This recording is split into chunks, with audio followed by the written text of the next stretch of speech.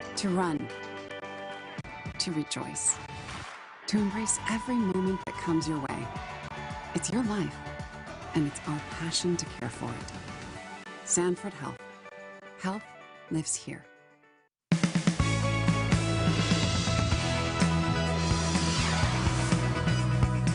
The Helpline Center is expanding services to even more South Dakota counties. How this is bringing more awareness to mental health. Plus, one of Sioux Falls' most recognizable landmarks could see a facelift of sorts. A look ahead to the future of what you will see when you look up at the Washington Pavilion. And one county with hundreds of deer. Why the herd is making this place its winter home. Good morning. This is KELOLAND on the go with all you need to know in news and weather as you start your day. Oftentimes people say that love can't be put into words, but Siouxland Libraries is looking to prove otherwise. The libraries are looking to set book reading bachelors up on a blind date with a book. They've been doing this event for 9 years now. Readers submit an online form describing what kind of books they like to read. Then librarians look over the data. From that profile, the librarian then reads it and recommends one title that the customer may also like. Each reader is then matched with one, sometimes two books that might be the right match for them. Well, temperatures are set to fall in KELOLAND, so how cold could it get? Let's find out with meteorologist Scott Munt. Well, good morning, you two. Good morning, KELOLAND. Temperatures will continue to fall to the teens, 20s, below zero. That's the actual air temperature. And then we're talking wind chills. Those wind chills will be in the minus 30s for some of us by tomorrow morning. And temperatures will continue to fall as we do go through the day today. We're also looking at those blizzard conditions in north central and eastern KELOLAND. Tonight, the winds will start to die down. Very cold, though. I talked about those dangerous wind chills. They'll continue tomorrow. The afternoon highs in the single digits, both above and below zero, but Valentine's Day is looking a little better. More details on the KELOLAND Live Doppler forecast with Brian Karstens coming up. Thanks, Scott. More people in South Dakota can now call the 211 Helpline Center. The service is active in 8 more counties, including Coddington and Davison.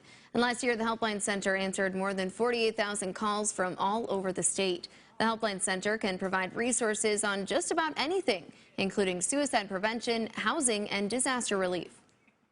Every day, my staff talk to people who need help, and they help them in small ways, and we help them in big ways. You know, and sometimes it's just a phone number to a community resource that they need, but sometimes it's a lifeline. Kidham says a bill in the legislature this year would fully fund 211 for all counties. According to the Association of American Colleges and Universities, 40% of college students are food insecure. A local university is trying to change that, and today you can help. USD is creating an on-campus food pantry for students in need.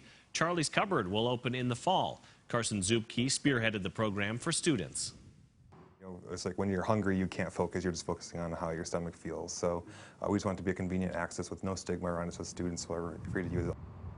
You can help by giving to Unite for USD's Giving Day. It begins today at 10:57 a.m. To donate, we've included a link under this story on KELOLAND.com.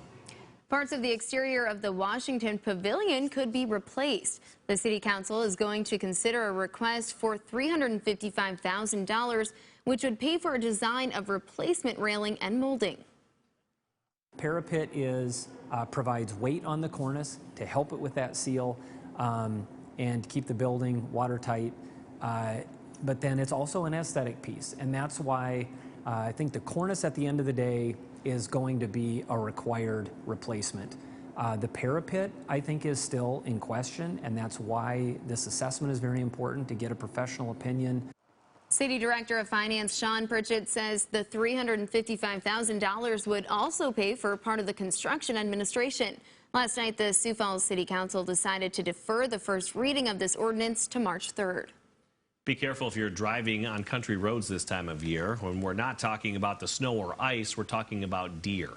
Large herds of deer have been grouping up, like this one in Minor County. One farmer in the area thinks they are there. There are at least 400 of them roaming the fields around Fedora, mainly because of the food supply. The corn didn't get picked because it was too wet. There won't be much left of the cornfields, I don't think, when they get done. Wildlife officials say people should be careful while driving because one could dart out into traffic. As you can see here, they're not afraid to run alongside the road. Brian? Yep, be careful for that, and be careful for the weather today, too. Winter headlines. We've got a blizzard warning in effect in this area shaded in white. That does include the Sisseton area, Watertown, Huron, also Marshall, Minnesota. 40 to 50 mile-an-hour winds, and, of course, just blowing snow there. As we look at this forecast for the rest of the day, too, for the south, it's not a blizzard, but it's a strongly worded winter weather advisory for blowing snow. We're going to have some of that to deal with. And then on top of it, we've got this, a wind chill warning, also wind chill advisory. The warning area is in the pink, and that's for wind chills minus 30 to minus 40 tonight. So obviously with that kind of cold, that's dangerous. Minus 20 to minus 30 in the advisory.